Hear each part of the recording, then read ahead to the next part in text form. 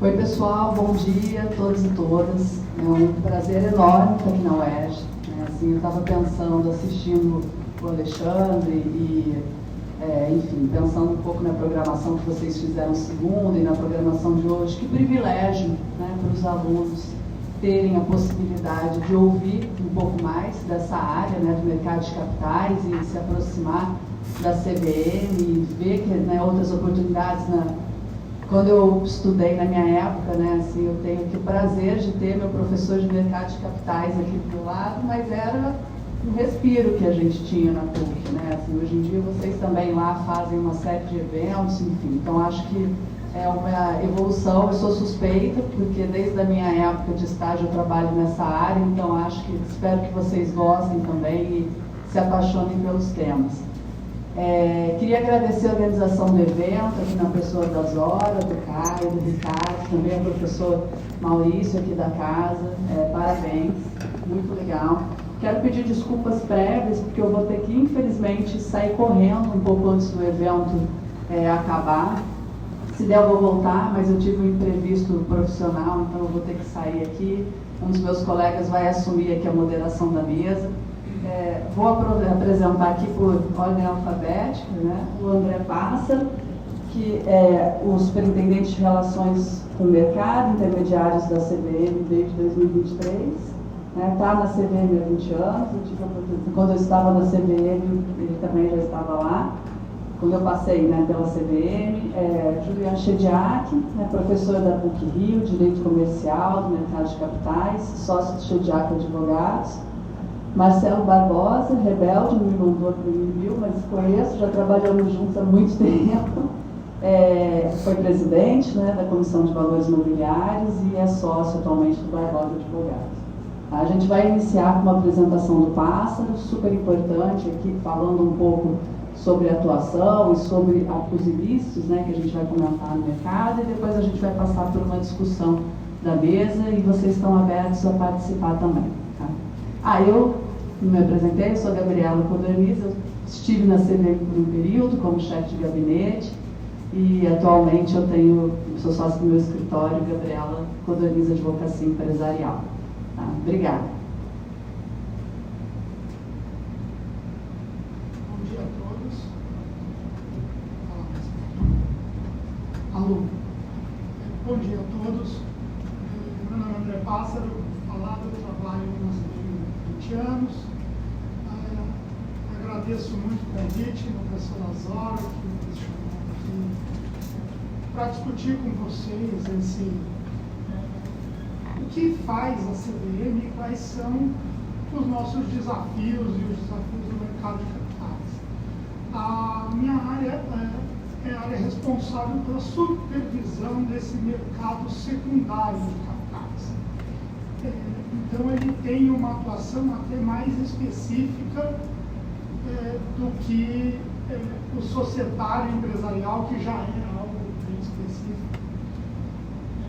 É uma honra dividir esse painel aqui com o ex-presidente, com o Juliano, que tem várias interações lá conosco. Muito obrigado também à CGE, que está aqui nos prestigiando. Primeiro eu vou fazer meu disclaimer que eu tenho que fazer no primeiro slide, de que essa apresentação não vincula a CVM necessariamente, e que é de mim ter a responsabilidade. Então, assim, falando rapidamente sobre por que essa supervisão do risco de mercado, o que a gente tem é a necessidade de dar credibilidade e integridade a esse mercado. Sem esse tipo de credibilidade, os investidores não participarão do mercado de capitais. Eles se afastarão desse mercado ao ver que esse não é um mercado justo e é um mercado onde diversos tipos de irregularidades podem acontecer. E o que a gente vê é que nos últimos anos esse mercado cresceu 10 vezes aí o número de investidores, saindo de 500 mil, que era um número estagnado há muitos anos, para 5 milhões de CPFs de pessoas investindo. Isso é bem legal. Entrando um pouco nas irregularidades do mercado, basicamente a nossa supervisão atua aqui no insider trading, que ele acaba tendo ali o intuito de preservar a equidade entre os investidores, condições de oferta, demanda e preço, que é um ilícito administrativo e até menor do que os demais. Normalmente a gente utiliza esse tipo de capitulação quando não se percebe ali a tentativa de enganar propriamente o mercado e algum indivíduo. Quando isso ocorre, a gente costuma utilizar ali a manipulação de mercado, que é um ilícito mais amplo, né, e mais de tentativa de enganar realmente. Tem a prática não equitativa, que também é quando ali você tem um investidor que ele se aproveita de alguma informação que ele tem para se beneficiar nas operações que ele realiza, deixando os outros investidores em desigualdade em relação ao que ele está fazendo. E, por fim, a operação fraudulenta, que é quando realmente você tem operações sendo realizadas com o intuito de praticar aqui um crime contra um investidor ou vários investidores. Na minha visão, esse é o pior dos ilícitos aqui, o mais evidente, mas talvez o que a gente tenha uma competência até que menor, porque isso deve ser enquadrado mesmo como algo a ser tratado pela polícia. Né? Aí, falando, a gente pode passar aqui, eu tinha feito ele mais parado, mas vamos fazer assim, andando. O crime de manipulação, ele foi criado ali, incluído pela 10.303, né? E ele tinha uma redação que era até mais definida, e que é a primeira parte do slide, né? E em 2017 houve uma alteração nessa redação e ela acabou por ampliar, pelo menos é a minha visão, depois aqui ele discute, o que seriam os tipos de, assim, as situações onde haveria o crime de manipulação. E esse crime aqui tem uma pena de reclusão de 1 a 8 anos.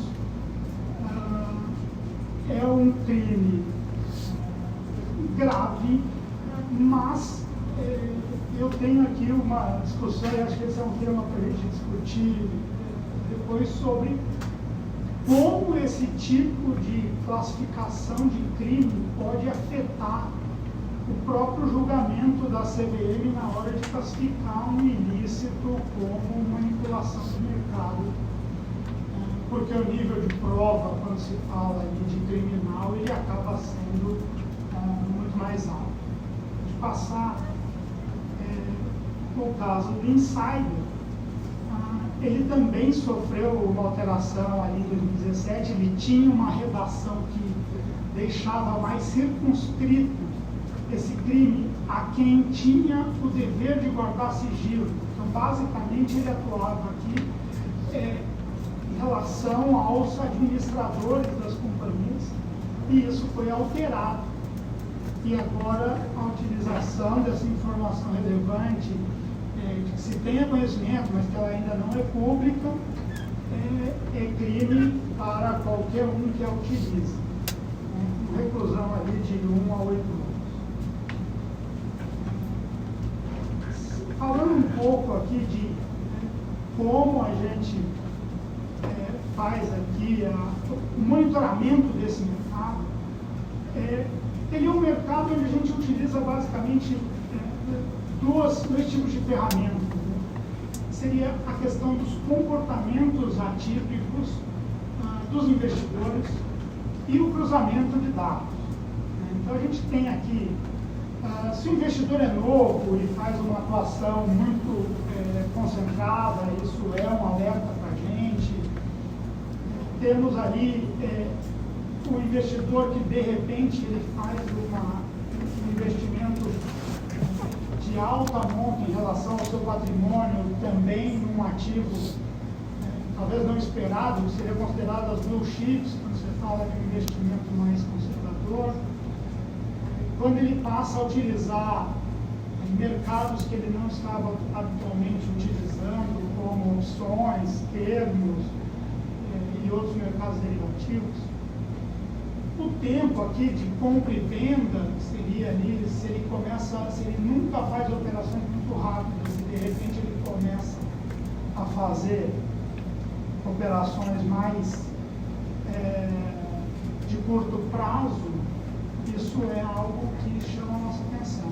E por fim a gente tem, evidentemente, um cruzamento entre esses investidores e as pessoas vinculadas a companhias abertas. E isso é feito tanto com relação às operações deles mesmos, mas como operações realizadas por pessoas ligadas a eles. Aqui, se a gente então, esse nosso monitoramento, ele acaba sendo feito em 3 camadas. O regulador faz esse tipo de atuação. O autorregulador, ele também atua neste monitoramento com algoritmos diferentes e com informações que só ele acaba tendo acesso. E os próprios intermediários, que na minha visão são quem mais tem a capacidade de supervisionar esse mercado. Ele é quem conhece o investidor e ele é quem conhece como esse investidor atua.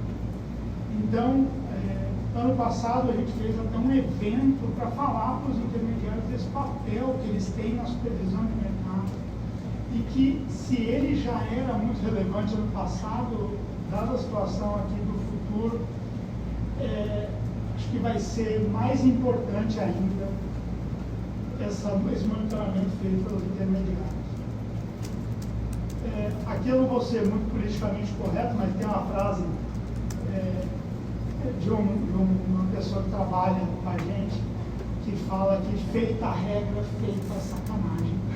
O termo é meio vulgar, eu peço desculpas, mas a verdade é que toda vez que a gente tenta fazer uma supervisão e começa a atuar numa supervisão, os investidores que estão querendo burlar o mercado, eles vão se adaptar, eles vão adaptar a sua forma de atuar para que a gente deixe, para que ele não caia mais nos nossos alertas. Então não tem como essa é sempre uma supervisão feita com alterações nesses nossos algoritmos, e nós fazemos uma parte de uma supervisão temática, ou seja, a gente resolve que vai atuar, vai fazer um novo filtro para front-running, e aí a gente vai atuar naquele filtro de front-running. Com o passar do tempo, esse filtro para de dar resultado e a gente acaba atuando em outro segmento onde a gente vê um risco maior de estar vendo irregularidades. Seria o caso de layering, por exemplo, a gente atuou uns 5, 6 anos atrás, 8 anos atrás, spoofing, que são manipulações por meio de ofertas, é uma manipulação que ocorre sem sequer fazer o negócio. Também cuidamos ali da parte de money pass. Agora vai devagar, vai seguindo os slides, senão você vai poluir aqui, porque para terminar eu ia falar aqui dos nossos desafios. E os nossos desafios são basicamente os novos valores imobiliários, os tokens, que na verdade, na minha opinião, eles não são tão novos assim. São formas diferentes, mas ali é sempre algo representando uma dívida, representando o capital de uma empresa, representando um contrato. O crescimento da negociação mudou muito. Quando eu entrei na CVM, a gente tinha 60 mil negócios, era algo bem trivial de se supervisionar perto de hoje, porque a gente tem picos de 17 milhões de negócios. Então, esse crescimento na negociação e esse crescimento de investidores de varejo geraram uma dificuldade maior para a gente. E o último é essa multiplicidade de mercados. Se inicialmente a gente passa um só, basicamente a B3, chegamos a ter 7 bolsas, mas eu não sei, esse período é bem antigo, eles foram consolidando. Quando eu entrei na CVM, basicamente a gente tinha 2, que era a BMF e a Bovespa, mas que trabalhavam em produtos e mercados distintos. E nos últimos anos, vai passando mais cada vez um slide, surgiu a CSDBR, que é uma nova registradora, a BBCE, que é uma registradora voltada para energias, a Núclea, que ela adquiriu a CRT4, e é uma outra registradora, o Balcão Agrícola do Brasil, que a gente deu licença, e é uma outra instituição que hoje começa a atuar. E aí, nos últimos dias, a Bifor, que era do sandbox regulatório, conseguiu uma autorização para ser entidade administradora de mercado, e agora ainda estão em análise na CVM a SN2, que já foi levado ao colegiado, mas ainda não temos uma decisão. A CERC, que é mais um pedido de uma outra registradora no nosso mercado. A Base Exchange, que é uma bolsa que está para ser aberta aqui no Rio de Janeiro. Poxa, ficou para trás e acho que o vai querer me matar, que foi a A5X, que é uma bolsa. Bom, ele é sócio. Temos o pedido ainda da Lacros como nova estrutura também de mercado. Acho que acabou, né? Graças a Deus. Então eu imagino que a complicação para fiscalizar esse mercado com essa quantidade de infraestruturas e locais onde o investidor pode operar, e hoje o investidor não opera mais só a bolsa, ele opera a bolsa, mas ele faz operações do balcão simultâneo. A nossa supervisão dependerá cada vez mais aqui dos intermediários para consolidar e ter uma visão ali como um todo. Tá? Mas acho que era essa visão que eu queria passar, essa visão mais geral, para que a gente possa aqui discutir um pouco do tema. Pássaro, obrigada, excelente. Acho que, especialmente aqui para os alunos, a gente vai conseguir dar uma visão geral, né, da complexidade, né, dessa parte da supervisão no mercado secundário. Eu vou começar com as perguntas agora, né, nosso combinado aqui, as perguntas vão ser dirigidas para os integrantes e todo mundo vai poder comentar, inclusive a plateia, tá? Por favor, fiquem totalmente à vontade para se pronunciar também. Então, a primeira pergunta aqui para o Juliano. Em 2021, Juliana, a CVM ela fez um alerta, né, sobre a operação chamada Squeeze, né, que é uma modalidade de manipulação na qual os investidores provocam artificialmente a alta do preço de valores imobiliários de maneira a causar prejuízos a terceiros ou oferir benefícios indevidos para si ou para outros participantes do mercado. Naquele caso, a CVM estava se referindo ao movimento provocado nas ações da companhia IRB, em que grupos formados em redes sociais defendiam estratégias de compra para pressionar vendedores a descoberto. Seguindo também o exemplo que tinha recentemente acontecido nos Estados Unidos, né, no caso GameStop. Você pode comentar aqui para a gente um pouquinho do caso, na sua opinião, teve isso, não teve? Depois teve alguns andamentos, imagino que você vai falar, né, até a posição final em 2024. Bom, primeiro eu queria agradecer aos organizadores, Zora, Ricardo e Caio. Iniciativa maravilhosa, assim, juntar as três instituições, achei muito bom e ter essa conversa direta com as áreas técnicas. A gente sempre tem tendência a fazer essas coisas com o colegiado. Eu sei que vocês brilharam, parabéns pela iniciativa, contem sempre comigo para qualquer coisa.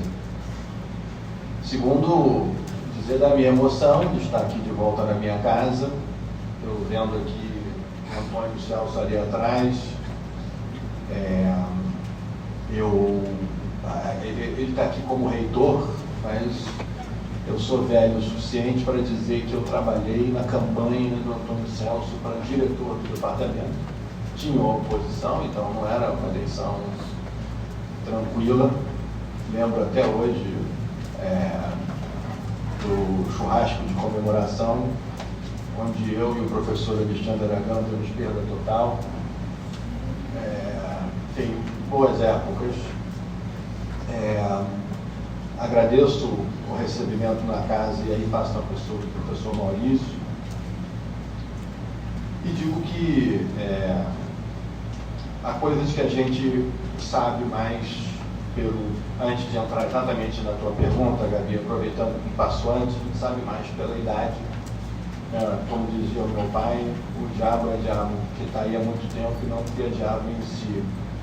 Então, por exemplo, o Alexandre deu o exemplo do que aconteceu da ação promovida junto pela CVM, a primeira vez ela fez isso com o Ministério Público. Eu não sei se você conhece a história, em 1990, você ainda andava de calça curta. Em 1990, o Cantidiano era diretor da CVM e teve um caso que ele ficou revoltado, que nada acontecia no Ministério Público. Existe uma lei, né? A lei da ação civil pública dos anos passados do mercado de capitais nunca tinha sido usada. Então aconteceu lá uma coisa que deixou ele revoltado. Então ele não era presidente naquela época, ele era diretor da CVM, devia ser presidente muitos anos depois. E nada, o Ministério Público não fez nada. Ele me ligou e perguntou assim: a minha sala no escritório está ocupada? Eu falei: não, eu vou me esconder aí. Ele foi até o escritório, ele continuava, era meio assim, ligou o computador dele e passou a tarde inteira no computador. Eu pensando, o que ele está fazendo aqui, né? Aí ele sai com um disquete na mão, dizendo: vou lá para a CVM. O que você fez? Eu sempre chamei ele de chefe, me refiro a ele até hoje como chefe. O que você fez, chefe? Se não, eu resolvi fazer uma inicial de uma ação civil pública para ver se o Ministério Público assina. Você viu o que é um servidor, né? Ele estava tão revoltado que ele fez a inicial para ver se o Ministério Público se animava a pegar e entrar com a ação. Então, a gente mais velho, a gente vê algumas coisas. Eu vi as bolsas todas funcionando ao mesmo tempo, né? Eu comecei a trabalhar em 1980. Eu estava no segundo período de faculdade, eu queria fazer... eu estava no segundo período da faculdade, eu queria fazer Instituto Rio Branco. Na verdade, era o meu primeiro período de faculdade, que eu fiz Instituto Rio Branco. Aí, quando terminei o primeiro período, eu falei para minha mãe: mãe, eu estou gostando da faculdade, será que eu faço Rio Branco? Será que eu vou ser advogado? Aí minha mãe falou assim: meu filho, você é CDF, você gosta de estudar qualquer coisa. Não abandone o seu projeto sem experimentar. Eu fiz faculdade de Direito e nunca gostei de advogar. Você não quer experimentar? Então, na semana em que eu fiz 18 anos, eu estava no segundo período aqui, eu resolvi ir estagiar no Cantidiano, consegui a oportunidade. Ainda bem que não teve psicotécnico, como o Caio poderia dizer, se tivesse psicotécnico, ele não me contratava. Esse critério de estágio com psicotécnico me deixou até nervoso. E aí eu disse à minha mãe: então eu vou lá trabalhar com esse cara aí, para ver se eu gosto e tal, eu vou experimentar. E estou experimentando até hoje. Então, como você falou, nunca teve um dia que eu virei e disse: agora eu não estou mais experimentando. Mas enfim, tenho muito carinho por essa casa. Fiquei aqui apenas 5 anos, estou há 33 na PUC. Então a PUC acabou virando uma segunda casa, mas a gente nunca esquece a nossa alma, né? A nossa alma mãe, que é onde a gente fez o nosso primeiro curso. Então, feita essa introdução toda, agradeço muito aos meus colegas do painel. Sim, Marcelo, uma pessoa, um advogado brilhante. Assim, Marcelo fez coisas inacreditáveis na vida dele. Ele, muito jovem, abriu um escritório que se tornaria uma potência.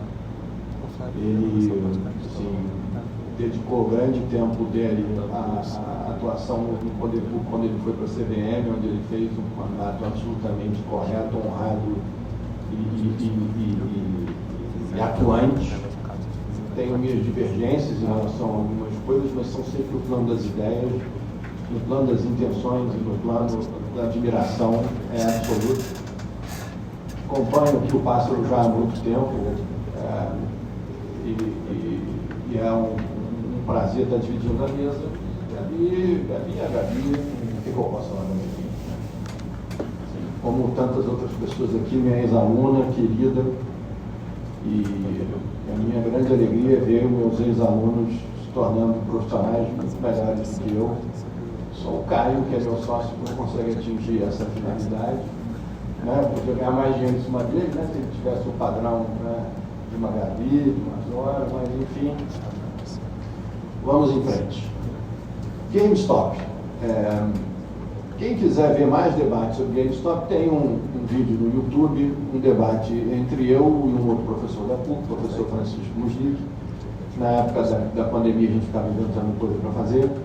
Então tem um debate que eu não lembro mais. Aliás, queria também agradecer a presença dos alunos. Aqui faço as minhas homenagens aos alunos na pessoa do João, que eu sei que não deve ser fácil fazer uma liga de mercado de capitais na UERJ.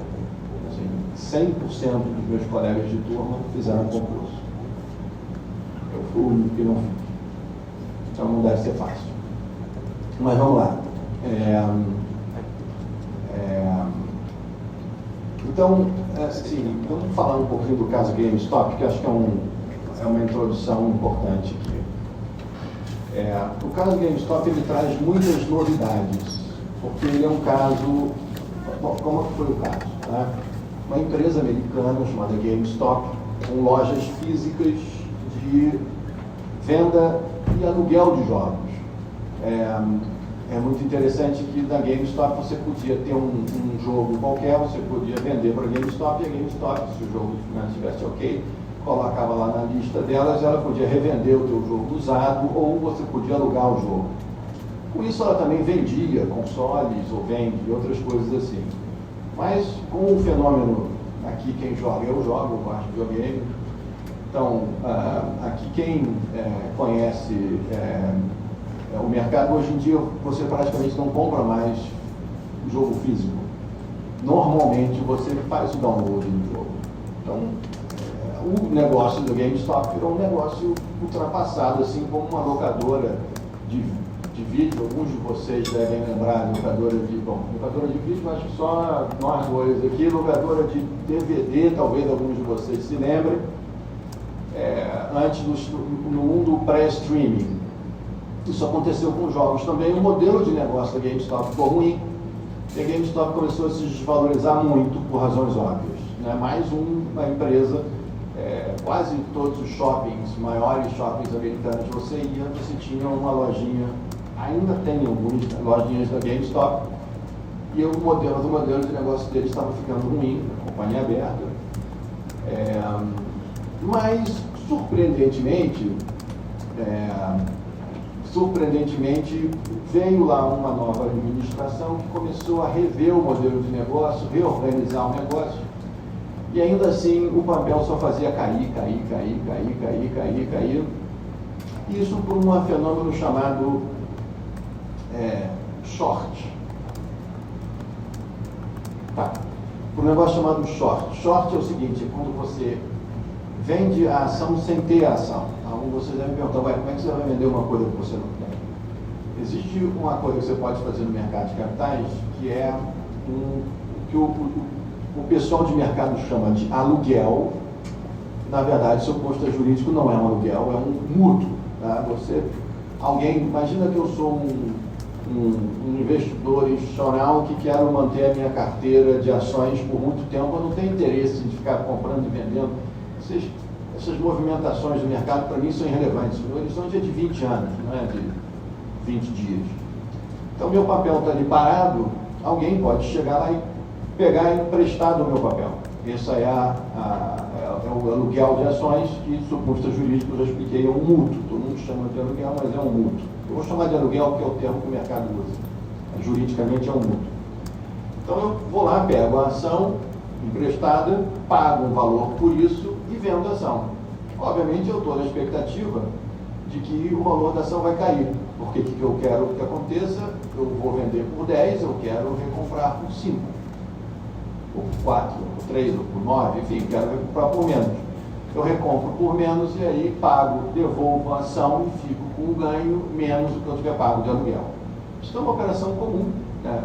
O que faz um gestor de investimentos? Ele procura a diferença entre valor e preço. Se ele acha que uma ação vale mais do que ela está precificada no mercado, ele compra e espera, acredita que vai chegar naquele valor. Se ele acha que vale menos, ele vai fazer o contrário, ele vai querer vender. Se ele já tem, ele vende. Se ele não tem, ele pode fazer um short, foi o que eu acabei de explicar, que é a operação. Muito bem. Como havia uma ideia muito grande de que as ações da GameStop iam perder valor, por causa do modelo de negócio dela, haviam grandes investidores americanos que estavam short nesse papel, ou seja, eles alugavam o papel e vendiam, alugavam e vendiam, alugavam e vendiam, e isso gerava uma pressão para o preço cair. Então, alguns investidores, especificamente começou com isso nos Estados Unidos. É muito comum você ter nas redes sociais, no Brasil está ficando cada vez mais comum também, mas nos Estados Unidos já há muito tempo é comum você ter nas redes sociais grupos que tratam de investimento em mercado. Então tem uma rede social em particular chamada Reddit, em que você tem muitos grupos de mercado de capitais, de análise de ações, e tinha esse sujeito que ficou analisando o que ia acontecer com a ação, e ao analisar o que ia acontecer com a ação, esse pessoal dizia, eu vou comprar esse papel. E começou a dizer, vamos todos comprar esse papel, porque esse papel já deveria estar valendo muito mais do que ele está valendo, vamos comprar porque eu acho que esse negócio poderia valer mais, e só por causa da pressão do pessoal short que esse papel está nesse preço. E isso viralizou. Como tudo pode viralizar, viralizou. As pessoas começaram a comprar esse papel e apostar, não apostar, postar as coisas que estavam comprando, vamos comprar, e ele saiu assim de $3 para, chegou a bater 270 dólares, uma coisa assim, uma coisa absurda. E o pessoal short entrou no que a gente chama de squeeze, que é o seguinte, você está shorteado, né? Você não tem o papel, mas você tem um contrato que você tem que devolver o papel de vez em quando, né? Ou você rola a operação e o aluguel vai ficando cada vez mais caro, mas chega uma hora em que a pessoa pode não querer mais rolar a operação. E aí o que acontece? Você tem que recomprar o papel. Então, você que vendeu o papel a 5, a 8, a 10, tem que recomprar a 200, 250, que é o que estava acontecendo, e você se prejudica, porque quanto mais você tem que comprar, mais você pressiona o preço do papel para cima, porque você é um grande investidor. Isso é o squeeze. Isso sempre existiu. Assim, eu sou da época em que a CVM tinha um andar que ninguém podia ir lá, só os servidores, que ficava passando assim, o número das operações, ficava literalmente um sujeito com uma folha de papel anotando o que achava que era estranho. E a Bovespa, que não era boba, tinha que mandar os relatórios, mas mandava 200.000 páginas que também não dava para analisar. Então, naquela época, assim, a supervisão de mercado era um negócio, não tinha algoritmo, informatização, não tinha nada. Era difícil você pegar alguma coisa naquele mercado. Nessa época, eu posso dizer para vocês que toda véspera de vencimento de opção você tinha squeeze. Tinha um grande investidor de um lado, um grande investidor de outro, e aí se você dava um azar de que 3 grandes investidores estavam shorteados e um estava na outra ponta, esse estava na outra ponta, esse era o parto da vez, porque o squeeze sempre aconteceu. A diferença é que aqui houve uma combinação. As pessoas começaram a postar nas redes sociais, vamos fazer, e aí houve esse grande movimento que todo mundo começou a chamar de mais um passo na chamada gamificação do mercado de capitais. Assim, virou um jogo, na prática. Né? Você estava, assim, tinha grande fundamento econômico naquele preço. Para piorar a situação, o intermediário que foi responsável por essa gamificação, num determinado momento, não permitiu mais que as pessoas comprassem o papel. Você só podia vender. Aí, obviamente, o papel que tinha chegado em quase 300 dólares voltou lá, nunca chegou nos 3 de novo, acho que ficou nos 20, 18, mas caiu muito de novo. E o argumento que ele usou foi: olha, eu não consigo mais suportar esse risco, tem aqui um risco sistêmico, eu não vou mais deixar comprar, eu estou com medo disso aqui, que os reguladores vão me matar, porque tem gente comprando esse papel aqui a 270 dólares. Aí começa uma discussão de que esse cara tinha como cliente o outro cara, aí começa uma briga sobre se o sujeito fez isso para beneficiar o pessoal que estava esquisado, se não estava.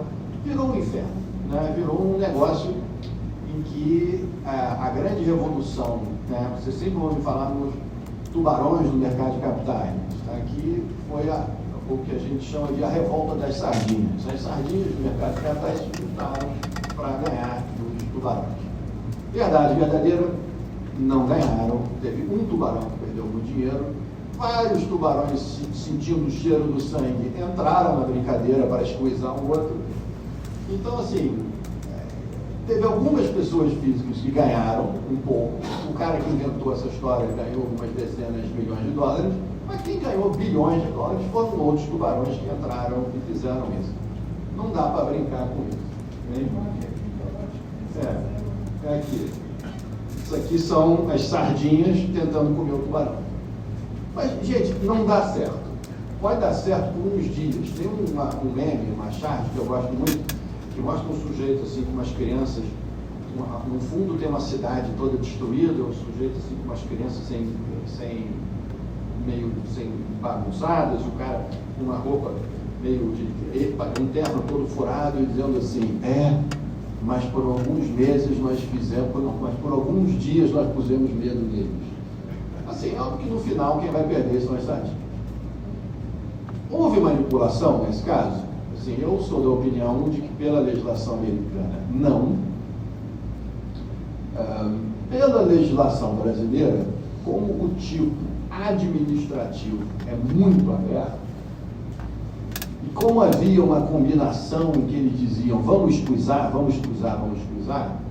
eu não acho impensável que nós pudéssemos ter tido uma manipulação ali por parte dos organizadores do evento. Eu, pessoalmente, acho que não, que o tipo é aberto demais. Eu acho que, assim, não houve ali nada ardiloso, nada escondido. Era tudo público que estava sendo feito. Então, eu provavelmente não trataria isso como manipulação. Mas admito que dentro do tipo brasileiro há quem possa achar que teria. E aí, para concluir, eu vou dizer a versão tupiniquim do caso.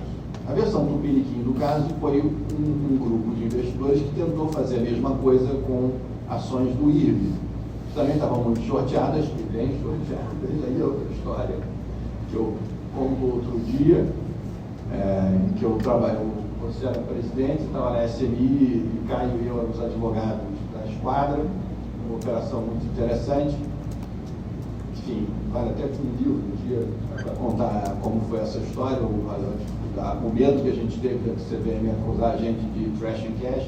Trash and cash é falar mal da companhia para depois receber, quando você está short.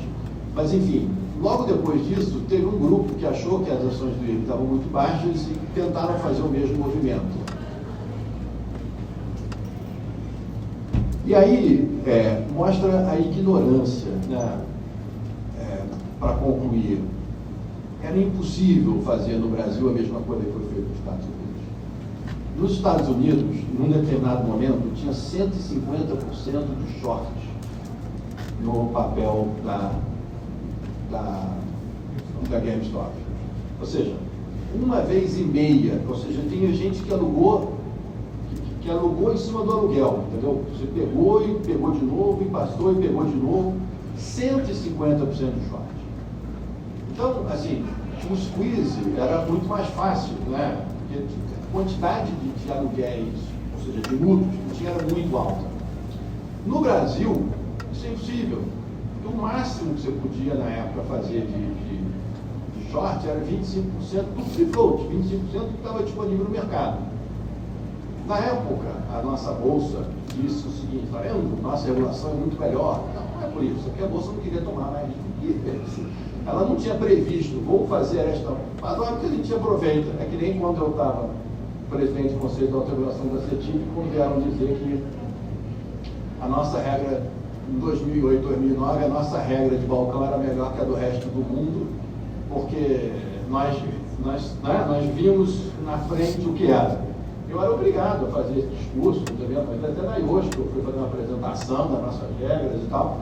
Mas no fundo, é porque o nosso mercado era desse tamaninho, as nossas regras eram muito menores, muito mais simples, e os nossos bancos conseguiam ganhar dinheiro emprestando dinheiro a juros, né, porque a nossa concentração bancária é alta. Não precisava ficar inventando moda aqui nos bancos americanos. Mas, enfim, o fato é que era impossível. A turma que tentou fazer aqui no Brasil ficou muito mal. Não acho também que fosse um caso de manipulação, acho que vocês nem chegaram a instaurar nada, vocês só fizeram um aviso, porque também era só um aviso no mercado dizendo: olha, vamos fazer isso, vamos fazer aquilo. Então, é um exemplo de como o mundo é novo, tá certo? Assim, quando você pensa nisso, manipulação, tenho certeza que nunca ninguém tinha imaginado uma coisa como a revolta das sardinhas. Obrigado. Não sei se alguém quer comentar esse assunto, porque temos vários outros. Próximo.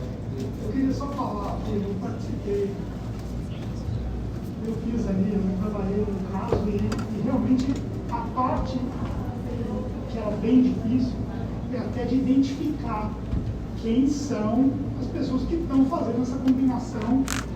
Era um grupo que eu até fiz parte ali no Telegram, que era o CPF do IRB,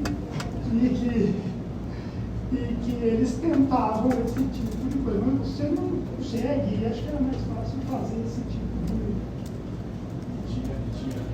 de... Uma pessoa que botou assim no grupo assim: cuidado, tem gente da CVM no grupo. Lembra disso? Um comentário rápido sobre isso. Acho que esse caso ilustra bem a preocupação central que acho que o regulador de mercado tem que ter, que é a tutela da informação que é disponibilizada ao público. Ela tem que ser disponibilizada de uma forma padronizada, precisa, completa e tempestiva. Agora, se o investidor, ao considerar as informações de uma companhia, o IB, por exemplo, se ele entende que ele vai ter um lucro negociando ilicitamente, vendendo a descoberta, ótimo para ele. Que vai dar certo ou não vai dar certo do ponto de vista econômico. Então, isso em si não é problema nenhum daí, como o Juliano bem disse, não ter seguido uma acusação. As apurações que houve depois, não só pela CVM, mas também pela SUSEP, que também evoluíram, essas sim foram adiante com relação à conduta da administração. Mas aí não com manipulação. Eu estou dizendo. Esse foi o caso anterior da fraude do balanço. Da questão lá da fraude do balanço, mas que começou junto. Tudo aquilo começou junto. Então, eu acho que esse é um ponto importante. E outro ponto também que me soou aqui, quando se fala para fazer uma negociação aqui rápida, outra, você até pode ter sucesso, mas o que se prova, isso não tem nada a ver com o direito, mas o que se prova no mundo, né, dos investimentos em ações, especialmente em ações, é que aquele que tem paciência, com o tempo, ele tende a ter melhores resultados. Um senhor que se aposentou esse fim de semana, aos 94 anos, chamado Warren Buffett. Quem tivesse investido $100 com ele em 1965, teria hoje mais de 2 milhões de dólares. E esse senhor, acho que tem alguma experiência, para usar uma expressão contemporânea, ele tem lugar de fala, ele dizia o seguinte, que o mercado de capitais é um instrumento eficientíssimo de transferência de recursos dos impacientes para os pacientes. Então, aquela coceira, como é outra expressão, quem tem filho adolescente está sujeito a ouvir essas coisas, né? FOMO, Fear of Missing Out. Essas pessoas que têm essa coceira vão pontualmente ter resultados interessantes, positivos nas negociações, mas no médio prazo não será assim. Basta você ver o trader, assim, o cara que faz isso profissionalmente ganha muito dinheiro. De onde é que vem o dinheiro? Boa. Então, só aproveitando aqui, Marcelo, já que você já fez aí suas considerações, eu queria te aproveitar tanto sua experiência como cliente, como seus mais tentados na área, mas acho que aqui especificamente a sua experiência no colegiado. Como é que você via, está com ilícito, né? E passa até como a sua posição dele, falando dos tipos penais, da questão de deveria ser caso de polícia e tal. E acho que é interessante essa questão do risco administrativo e também do tipo penal. Né? Como é que você via o debate algumas figuras próprias que a gente estuda aqui, né? A gente está estudando direito penal, processo penal. Então, assim, como é que a CPM tem lidado questões como concurso, né, de agentes, também um termo que ficou na moda uns 15 anos atrás, né, a tal da cegueira deliberada, né, acho que 20, não, 15, e a questão do dólar eventual. Como é que a CVM costuma, se dá para também falar, e a CVM costuma, né, porque são vários colegiados, com a sua composição, mas como é que é o tratamento desses institutos? Obrigado, Caio. Bom, primeiro, quero dizer da minha alegria de estar aqui nessa sala. A primeira vez que eu estive aqui era o verão de 1990 e eu estava assistindo aula ali na sala aqui de frente do primeiro período e entrou um professor, não era o trabalhador nova, entrou um professor pedindo para a gente ajudar a fazer fórum para uma palestra que ia acontecer aqui. E o palestrante ia ser o primeiro-ministro de Portugal, Mário Soares, que tinha sido presidente e naquela época era o primeiro-ministro. A primeira coisa que me ocorreu foi que lugar especial é esse que eu vou, onde o primeiro-ministro de Portugal não recebe tanta atenção. Então, ninguém será digno de receber, me senti um escolhido. Né? Mas foi a primeira vez que eu estive aqui, não havia esse ar-condicionado maravilhoso. Não tinha nada de magia, não existia nada disso, nem perto. Mas, enfim, é bom ver o quanto que as coisas caminharam. Então, inclusive, também aqui, ecoando o que já disse o Juliano com a CER, é muito bom ver o interesse de alunos aqui da casa nesse tipo de matéria. Eu também vim de uma turma, como em dezembro de 94, que tinha pouquíssimos interessados nas matérias que a gente trata aqui. Hoje estão ali, parabéns por fazer esse trabalho, contem comigo se vocês precisarem. Agradeço a organização também pelo convite, e ótima ideia de fazer isso em formato frio, né, com o book, com o FGV, então vocês só têm a ganhar com isso, os alunos só têm a ganhar com isso, o debate, os professores, o professor Maurício, só têm a ganhar com isso. Então, antes de entrar aqui no ponto também, Caio, prazer estar aqui com você. Eu conheci você nos seus primeiros passos do estágio. Juliano, colega dá até vergonha de dizer quanto tempo. E o Pássaro, um dos muitos servidores excepcionais da casa, da CVM, que a gente vê aqui também. Vejo ali o Veloso no fundo, o Bruno aqui, o Alexandre. O Alexandre, com humildade, ele foi falando da carreira dele, omitiu os dois principais títulos que ele tem. Campeão da Libertadores e campeão brasileiro simultâneo. Então, parabéns a você pelo bom gosto. Só uma Libertadores, é isso? Simultâneo. Mas meu time tem simultânea e também tem não simultânea. Você vê como é que a gente incomoda. Mas tudo bem. O topo é um lugar onde está bem pouco. Mas vamos falar aqui, e essas foram as divergências que a gente tinha, elas se encerram aí. Então, essa questão da fraude sobre a lente, concurso, cegueira deliberada, dolo eventual, elas trazem, vamos dizer, umas nuances importantes aqui para análise do estudo da fraude. Porque vamos ter alguns conselhos básicos aqui bem assentados. A fraude é feita para ser escondida. A fraude é feita para não ser percebida. Óbvio, em algum momento, pode demorar mais, pode demorar menos, a fraude vai ser descoberta. Mas ela é feita para não ser descoberta, senão não seria fraude.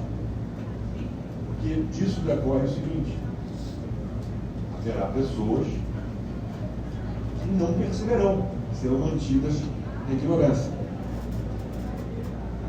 Algumas pessoas muito próximas às ações fraudulentas. Algumas pessoas cujas funções, inclusive, envolviam evitar a fraude, perceber, detectar a fraude. Então, quando a fraude é descoberta, o que acontece? Uma série de prejulgamentos. Onde estava o fulano, o diretor, onde estava o auditor, onde estava a CVM, onde estava o Banco Central. São prejulgamentos que surgem e ninguém gosta mais de prejulgamento do que o público em geral. Os jornalistas adoram, os influenciadores adoram, homens adoravam. Ninguém gosta mais do que o público em geral de apontar dedos sem necessariamente ter que sentar, estudar, para olhar as informações com detalhe. Então, lembrem-se disso sempre que vocês acharem que uma apuração está demorando muito tempo. Demora. Uma apuração bem feita pode demorar muito tempo. Uma fraude bem feita, ela demora muito tempo para se entender quem participou, quem concebeu, quem concorreu para a fraude. Então, esse é um ponto muito importante. Recentemente, na verdade, anteontem, publiquei em coautoria com um colega professor de Direito Penal da USP, o professor Pierre Paulo Lotini, um artigo exatamente sobre fraude e conhecimento. E aí isso me leva ao ponto que eu queria trazer aqui. Nem sempre aquela pessoa que tinha o dever de garante, ou seja, o dever de detectar, de impedir a fraude, está envolvida na fraude, mesmo como um partícipe. Nem sempre a omissão dessa pessoa é uma omissão deliberada. Ela pode ter sido mantida na ignorância. Uma fraude bem engendrada manterá pessoas na ignorância. Porque se a fraude não souber contornar os mecanismos de controle de uma empresa, ela não dará sequer o primeiro passo. Isso é evidente. Então, aí cabe se dar o segundo passo para avaliar o que está acontecendo. Pois bem, aquela pessoa que tinha o dever de detectar, de impedir, ela não fez porque deliberadamente virou os olhos para o lado, ou não fez porque não percebeu. E se não percebeu? Se ela não percebeu? Ela não percebeu porque realmente não seria algo extraordinário, extraordinariamente bem escondido, que ela não teria como detectar normalmente, ou ela não foi diligente no exercício da sua função de supervisora, ou de monitor, ou de garantidora da integridade das ações daquela companhia. Então, essa é uma questão que tem sempre que estar presente quando a gente vem falando de fraude. O dolo eventual ilustra bem isso. O exemplo clássico que a gente viu na faculdade é o sujeito que bebe e vai dirigir. E aí atropela alguém. Esse é o caso clássico de dolo eventual, que é o beber. Dirigir, ao beber, a pessoa assumiu o risco do que faria ao dirigir, sem estar com os reflexos, vamos dizer, em ordem. Pode ser culpa consciente. O dolo eventual é um instituto controverso, mas eu estou trazendo justamente para isso. Para dizer que, seja culpa consciente, seja dolo eventual, não importa o nome que a gente dê, ele requer conhecimento. A consciência ou a assunção de risco no dolo eventual, ela tem como pré-requisito o conhecimento. Não se demonstrando conhecimento, não se poderá acusar e muito menos responsabilizar alguém por dolo ou por culpa consciente. Dolo eventual ou culpa consciente. Então, esse é um tema que muitas vezes ele surge em casos, não só no mercado de capitais, mas nos casos de fraude. É muito importante a gente ter ciência de que, se a fraude aconteceu, vamos dizer, um conselheiro de administração, um diretor de uma companhia, ele pode ser um autor, ele pode ter sido um partícipe, ele pode, por falta de diligência, ter concorrido, mas não no concurso de fraude, mas ter a sua falta de diligência ter sido decisiva para a perpetração da fraude, mas aí não será um fraudador, ou sequer um partícipe. Terá sido alguém que falhou com seus deveres de administrador, que é algo diferente, que é algo bem diferente. E aí vai se apurar isso sob a lente dos deveres fiduciários, não da fraude ou do concurso da fraude. Ou pode também não ter percebido o que acontecia, porque a fraude foi muito bem executada. Você pode ter casos em que um administrador de uma companhia, atuando com total diligência, não percebe uma fraude que é bem executada. E aí, essa pessoa não será responsabilizada, não será responsabilizável pela fraude. Mas até para isso, é importante se fazer uma apuração bem feita. Existe uma tentação, às vezes, isso a economia, enfim, as ciências comportamentais também estudam, uma tendência de, ao se analisar casos ocorridos há 1, 2, 3, 4, 5, 10 anos, se analisar com os olhos de hoje. Ah, não, essa pessoa não sabia daquele caso. Como é que essa pessoa não sabia daquele? É óbvio que ele tinha que saber. Uma fraude desse tamanho, como é que ela não percebeu? E aí você vai voltar. Você vai descobrir que, por exemplo, existia um grupo muito restrito de pessoas que maquiavam informações, que municiavam o conselho e os auditores com informações falsas para se beneficiar. Às vezes os demais diretores, inclusive. Então, isso é fundamental para se saber diferenciar. Agora, em outros casos, você vai ver que os sinais podiam estar ali, havia indícios. Quais eram os indícios? É fundamental também saber se demonstrar quais eram os indícios. Então, a gente vê casos muito emblemáticos das operações de venda descoberta, o Juliano deu 2 ótimos exemplos aqui.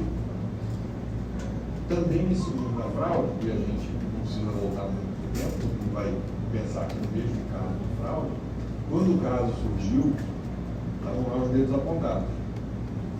Onde estavam os auditores, onde estava a CVM, onde estavam os administradores, não, é óbvio que os acionistas estão ali.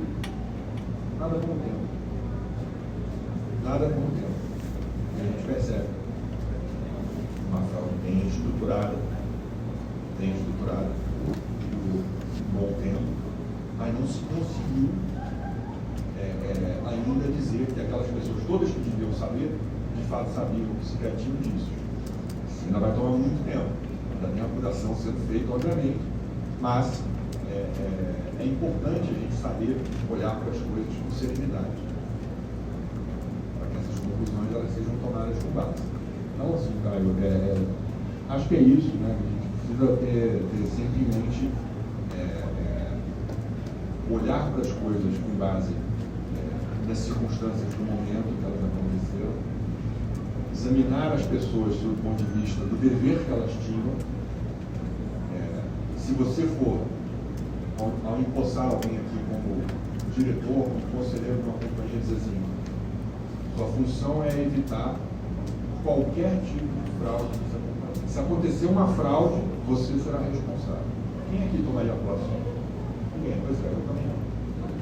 Porque esse dever, ele não se compara com uma obrigação de resultado. É uma obrigação de meio. É uma obrigação de empregar todos os esforços razoáveis, com base nos meios tecnológicos, no conhecimento técnico, tudo disponível, e ser presente, ser assíduo, ser atento. Aí sim, se mesmo assim, cumprindo, ticando todas essas caixinhas, aconteceu uma fraude,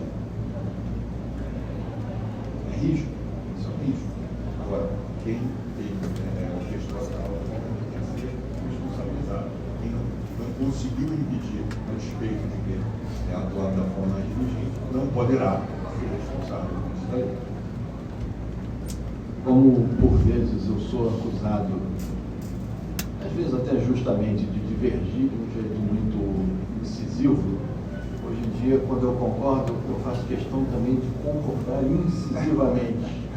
Então, só para não estar registrado que o meu silêncio é nada além do que uma concordância efusiva com as suas colocações. Deixa eu só, então, Marcelo, só para te devolver de novo em tema, porque na linha que você estava falando, não, o tempo do jornal não é o tempo do julgamento do relator. Isso é bom. Aí, até que seja das mídias. Exato. Mas até a sua experiência recente no colegiado. Vocês chegaram, e aí também acho que aqui vale fazer também ressaltar o papel histórico que a CVM tem nesses casos paradigmáticos, né, nesses casos espetaculosos, assim, em que a CVM costuma, sim, tratar com toda a técnica e rigor necessários, e muitas vezes indo até, vamos dizer assim, contrário ao opinião pública, independentemente, assim, sociedade comunista, cultura, companhia aberta, com o controle majoritário definido, sem controle, todas as matizes. Né? E você, no seu colegiado, você se depararam com alguns casos. Acho que